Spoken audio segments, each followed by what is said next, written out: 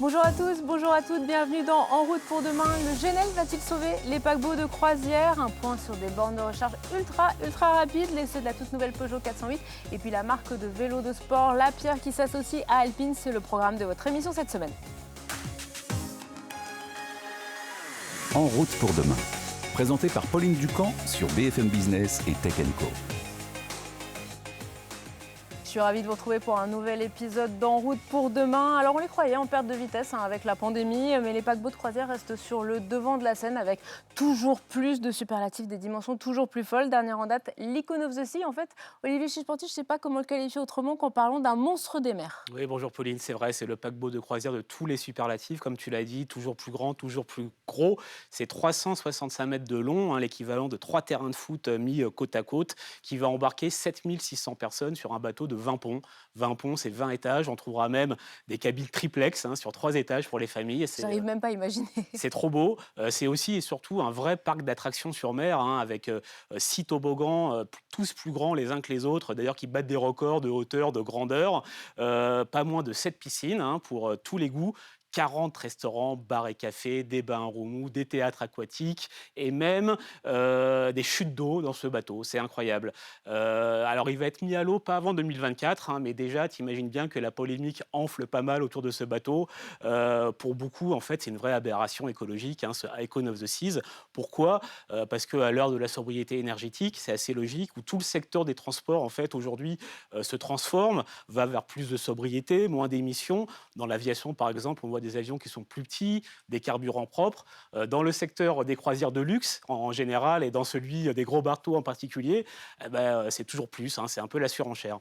Alors c'est vrai que Royal Caribbean, qui est l'exploitant, le propriétaire de ce bateau, a bien vu la tempête arriver de loin, parce qu'aujourd'hui... Ça fait quand même quelques années qu'on critique beaucoup les Voilà. paquebots de croisière. C'est pas du tout récent et donc il a bien rodé un discours de communication qui s'est axé sur ses efforts de réduction de la pollution avec ces nouveaux navires, des efforts qui effectivement restent à démontrer. Et alors, ouais, parce que du coup, c'est un paquebot, il y a eu toute une communication pour dire que c'était un paquebot plus vert. Alors, est-ce Oui. qu'il est vraiment plus vert, ce paquebot? Alors, on va prendre d'abord les affirmations du propriétaire qui dit, par exemple, que son bateau va être 20% moins polluant que ses prédécesseurs. Avec, grâce à quel levier? Le GNL. Voilà, il est propulsé avec du gaz naturel liquéfié, à la place du bon vieux fuel maritime qui servait pour ces bateaux jusque-là.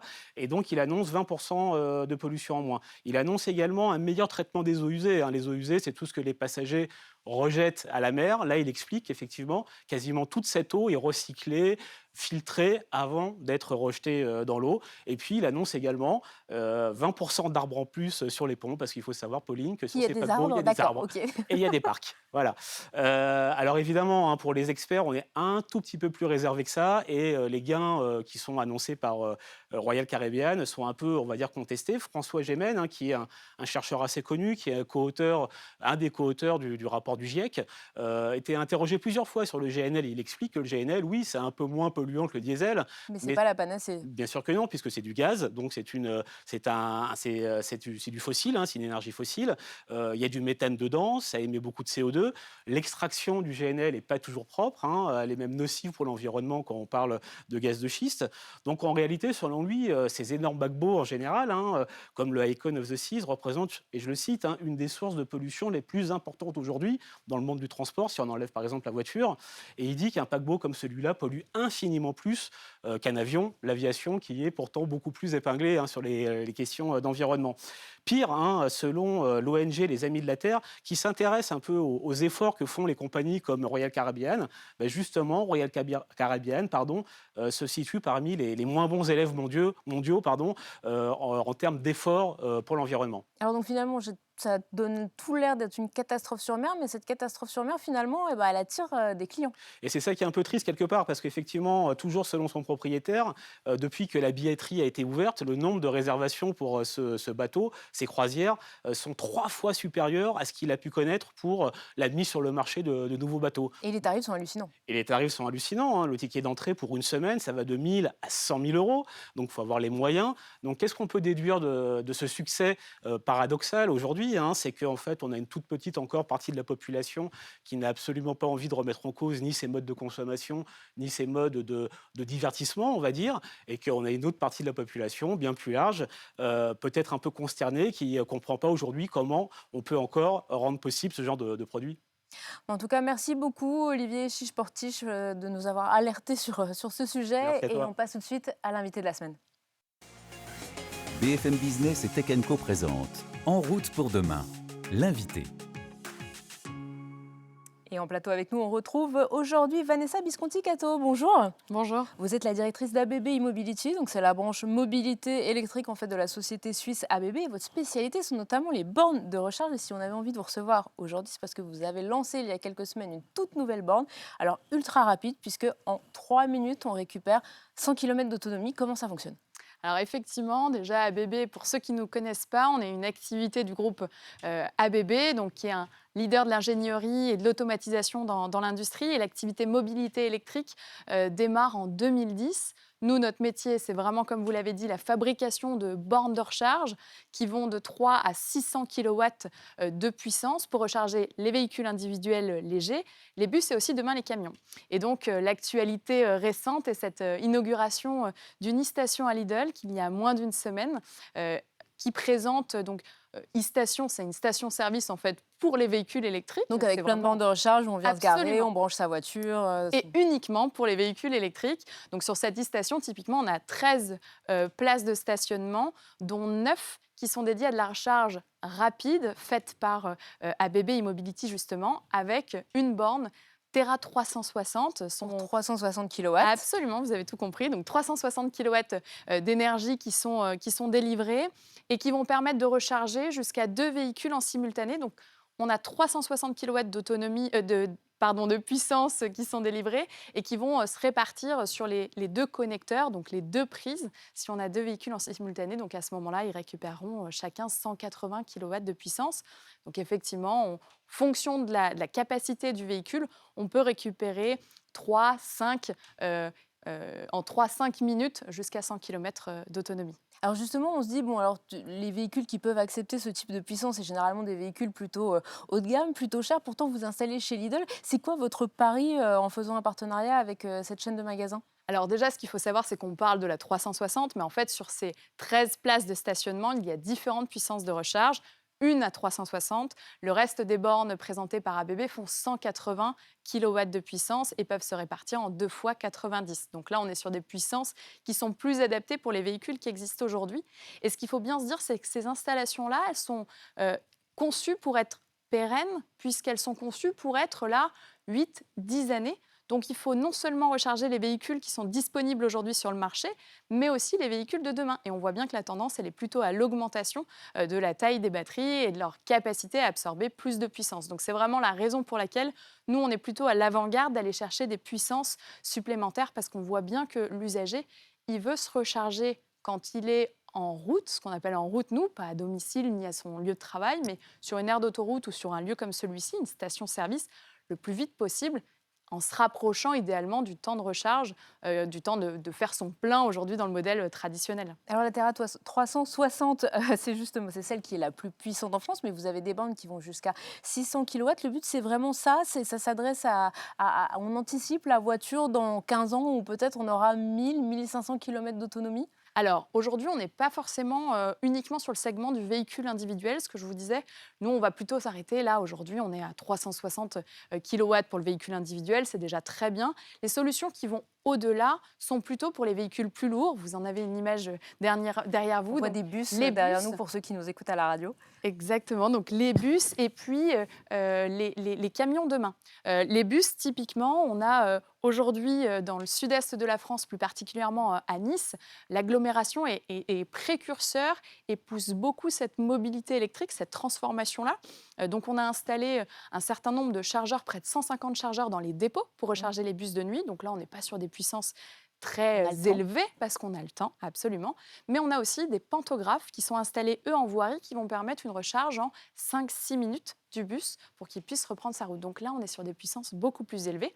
Et quand on parle du camion, eh bien, dans les cartons de la R&D, on parle du mégawatt chargeur demain. Alors demain, c'est 2024, hein, bien sûr. Oui, c'est Mais là demain en aussi, termes voilà, d'industrie. ça arrive très vite.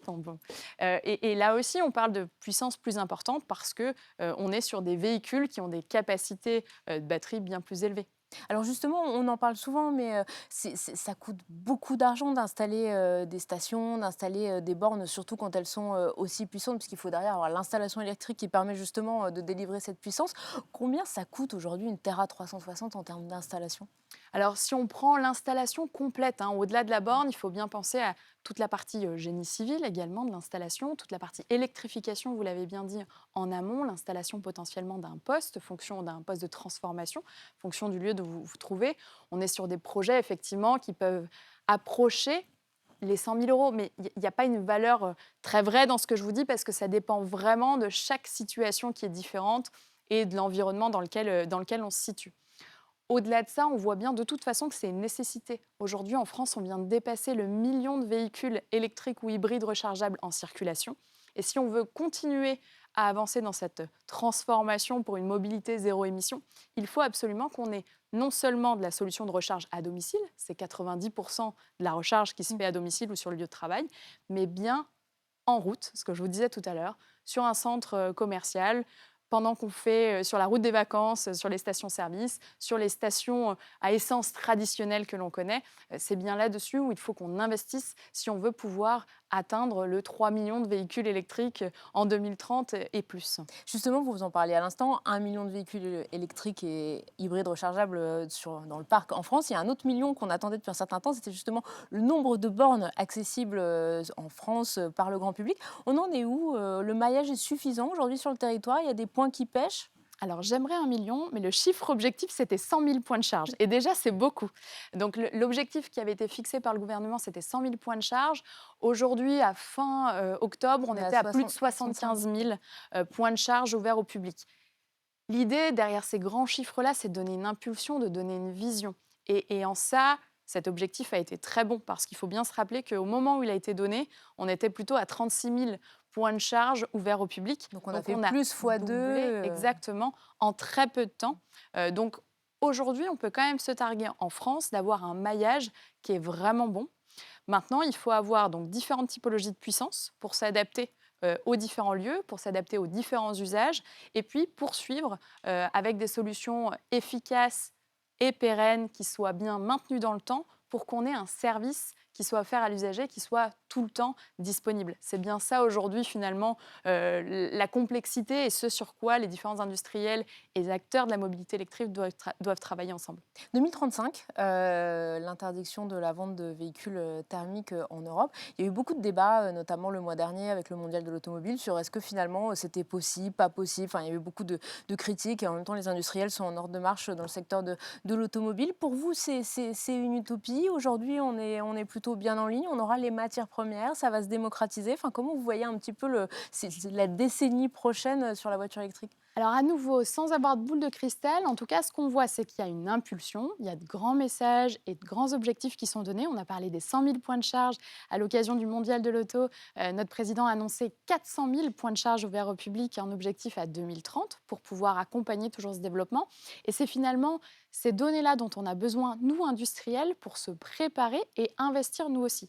Typiquement, ABB E-Mobility, on a inauguré en juin dernier notre nouvelle usine en Italie. Donc, on fait du Made in Europe sur nos chargeurs rapides pour pouvoir accompagner cette transition, pour pouvoir accompagner cette croissance. On a investi dans un nouveau site de fabrication et de production pour pouvoir être présent, avoir les capacités de production suffisantes. On a bien compris cette complexité de votre métier, en même temps à la fois ce qui doit être passionnant quand on développe ce type de produit. Merci beaucoup Vanessa Visconti-Catteau d'avoir été avec nous sur ce plateau, et on va tout de suite passer à l'essai de la semaine. Elle aussi, on pourra peut-être la brancher sur une borne ABB. On pourra la brancher sur une borne ABB puisqu'elle existe en hybride rechargeable. On va tester la toute nouvelle Peugeot 408. C'est un essai de Julien Bonnet et Maëlys Delaruelle. BFM Business et Tech & Co présente En route pour demain, l'essai. En cette fin d'année 2022, Peugeot dévoile un tout nouveau modèle dans sa gamme avec un numéro inédit, la 408, mais c'est surtout aussi un nouveau format de carrosserie pour la marque Lyon avec son premier SUV coupé. Officiellement, Peugeot parle de silhouette fastback, mais on y retrouve en effet un crossover entre plusieurs formats de carrosserie, donc à la fois la berline avec une position de conduite qui reste assez basse, mais on a aussi des attributs de SUV avec des protections un peu partout autour du véhicule et une garde au sol qui est relevée de 4 cm par exemple par rapport à une 308. Et pour la partie coupée, ça se passe plutôt bien sûr à l'arrière avec ce toit plongeant et ces petites oreilles de chat qui dépassent des deux côtés pour l'aérodynamique. On retrouve un design très travaillé sur cette 408 avec des lignes de carrosserie qui courent tout le long du véhicule et une face avant avec cette espèce d'effet pailleté bleu qui met particulièrement bien en avant le nouveau logo. Cette 408, c'est d'ailleurs le deuxième modèle après la 308 à arborer cette nouvelle signature Peugeot. Cette 408, elle inaugure aussi une nouvelle couleur chez Peugeot avec ce bleu obsession avec un rendu qui va fortement varier selon la luminosité. Donc clairement, Peugeot mise beaucoup sur le design sur ce nouveau modèle, mais on va voir tout de suite à l'intérieur à quoi ça ressemble. À l'intérieur de cette nouvelle 408, on découvre un intérieur assez luxueux et moderne dans la lignée finalement de la dernière 308.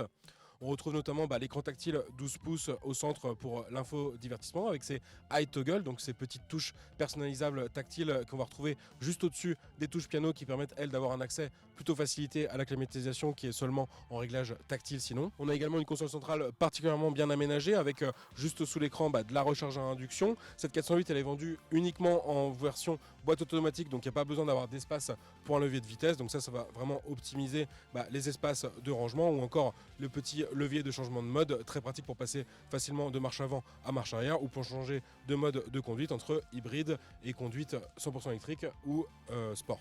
On retrouve également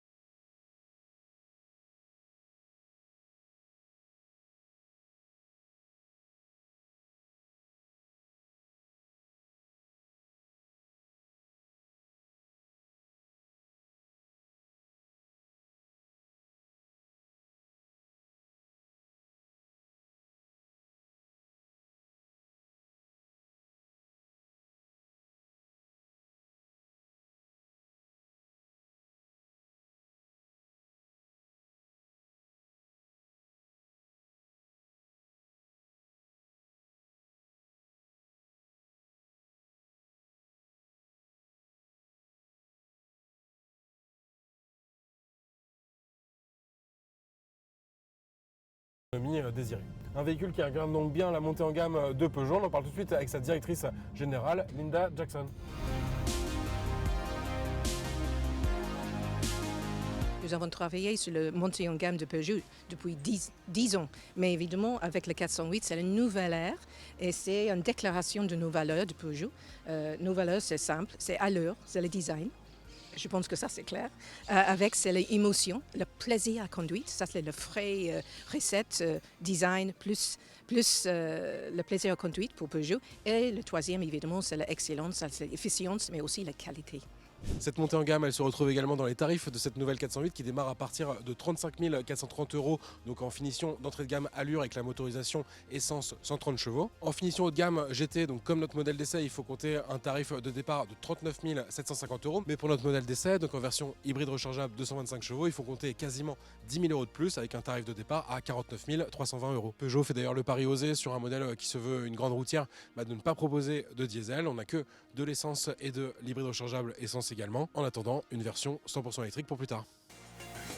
BFM Business et Tech Co présente En route pour demain, en région. Alors bateau, auto et maintenant vélo. Bonjour Thierry Cornec. Bonjour. Vous êtes le directeur général de La Pierre. Alors La Pierre, pour les fans de Tour de France, les fans de cyclisme, ce sont les vélos justement qu'on retrouve tous les ans pendant 3 semaines et qui parcourent les routes françaises. Mais on avait envie de vous recevoir aujourd'hui parce que vous préparez, vous avez sorti un vélo, enfin vous l'avez proposé et il sortira l'année prochaine, un vélo en édition limitée avec Alpine, la marque de voitures de sport. Alors pourquoi vous êtes associé avec eux ? Parce que 2 marques orientées performance, quoi de plus normal, 2 marques françaises en plus, quoi de plus normal que de s'associer autour d'un projet commun. Qu'est-ce que ça vous apporte à vous de vous associer à une marque de voiture comme ça française ? C'est parce que vous êtes basé à Dijon et vous vous dites, eux sont à Dieppe, on fait une sorte de Made in France ensemble. Quel est le... On aurait pu se dire que c'était une sorte de Made in France, mais on est comme Alpine à la recherche d'une internationalisation de notre marque un petit peu plus forte. Alpine a beaucoup accéléré avec la Formule 1. On a aussi, nous, beaucoup accéléré dans notre communication et on s'est rencontrés au moment parfait. Aujourd'hui, votre premier marché, c'est quoi ? C'est la France ? Parce que pourtant, le Tour de France pour lequel vous fournissez beaucoup de vélos, c'est un événement mondial aujourd'hui. Le premier marché, c'est la France. Le second, l'Allemagne. On est distribué dans 40 pays au niveau international. La Suisse, l'Angleterre, la Belgique sont aussi des marchés importants. Justement, ce vélo Alpine, qu'est-ce qu'il a de particulier ? Parce que il a une couleur bleue qui rappelle celui des voitures de sport. On le voit pour nos auditeurs à la radio, donc il est tout bleu. C'est vraiment un vélo sportif. Mais au-delà de ça, qu'est-ce qu'il a de plus qu'un vélo de sport classique ? Alors, il est équipé comme un vélo du Tour de France ou d'un coureur du Tour de France. Ce qu'il a de particulier, ce vélo-là, c'est qu'on a repris la peinture de la nouvelle A110R présentée il y a quelques semaines. Donc, pour les fans de la marque Alpine, voilà, il a un ADN particulier, ce vélo. C'est un collector, alors c'est aussi un tarif assez élevé puisqu'on est à près de 9 000 € si j'ai bien lu sur le site internet, c'est ça ? Effectivement, 9 000 €. Ouais. Alors du coup, c'est à peu près le prix, vous me disiez, des vélos que vous fournissez aux coureurs du Tour de France. Justement, le Tour de France, c'est vraiment votre ADN. Vous êtes la marque du Tour de France. Qu'est-ce que ça apporte à une marque comme vous, justement, d'être sur un événement comme ça ? Parce que certes, il y a la communication, mais ça doit être aussi beaucoup d'enjeux, aussi bien techniques que de stress pour avoir toujours les vélos, les équipements tout au long de l'épreuve. Ça apporte beaucoup plus que ce qu'on imagine, au-delà du partenariat. On est la marque qui avons le partenariat le plus long avec une équipe du Tour de France depuis maintenant 2001, donc plus de 20 ans. Donc c'est une fidélité vraiment importante avec cette équipe. Et puis au-delà du partenariat, au-delà de la communication au niveau mondial, la plateforme du Tour de France, on développe avec les coureurs et avec l'équipe nos nouvelles plateformes. Quand je dis plateforme, c'est nos nouveaux vélos. Et par exemple, le vélo qui va suivre celui qui est actuellement utilisé par les coureurs est déjà en développement avec eux. Et du coup, ce nouveau vélo, on le retrouvera quand ? L'année prochaine On le retrouvera quand il sera prêt. Je ne peux pas faire trop de teasing, mais on le retrouvera quand il sera prêt. On le retrouvera surtout quand on aura validé toutes les innovations qu'on souhaite y mettre. Sur votre site internet, on voit il y a ces vélos ultra performants, très haut de gamme. Vous avez aussi des vélos qui sont beaucoup plus accessibles, à quelques centaines d'euros. Vous fabriquez tout en France. Où sont situés vos lieux de production ? La Pierre, c'est 150 salariés à peu près en France. Donc on développe, tous nos vélos sont développés en France. Et ensuite, à peu près 20% des vélos sont assemblés en France. Le reste des vélos étant assemblés en Europe, dans les usines du groupe auquel on appartient. Donc où au Portugal, dans d'autres pays ? En Hongrie, en Turquie, en Pays-Bas, pardon. Voilà. Et du coup, en termes de répartition du chiffre d'affaires, c'est quoi ? C'est la course et les vélos performance qui tirent votre chiffre d'affaires ou c'est plutôt le volume et finalement la vitrine, ce sont les vélos performance comme celui pour Alpine ou ceux du Tour de France ? C'est la performance qui tire la marque, effectivement. La performance dans le vélo classique, mais aussi dans le vélo électrique. On est champion du monde de VTT électrique cette année. Donc ce n'est pas rien pour une marque comme la nôtre. Et puis ensuite, c'est le reste du volume qui tire la marque, des vélos entre, on va dire, 1 000 et 3 000 €. On a beaucoup parlé, il y a un an, on était sur ce plateau, on parlait tout le temps de pénurie de composants. Vous en êtes où? Alors la pénurie se régule, mais l'industrie du vélo a vraiment souffert. Alors souffert positivement parce que c'est une forte demande, la demande a explosé. Et toute la chaîne logistique s'est trouvée vraiment mise sous tension. Ça va mettre encore quelques temps. Il y a certains composants, en fait, ça part de la matière première qui est fabriquée, qui peut être fabriquée en Asie, mais aussi en Europe. Et toute la chaîne logistique qui suit maintenant va mettre encore quelques mois avant de se réguler. La bonne nouvelle, c'est que des vélos sont maintenant disponibles dans les magasins sur quasiment tous les segments. Certains segments ont encore un petit peu de pénurie, mais normalement, les consommateurs trouvent le vélo qu'ils souhaitent.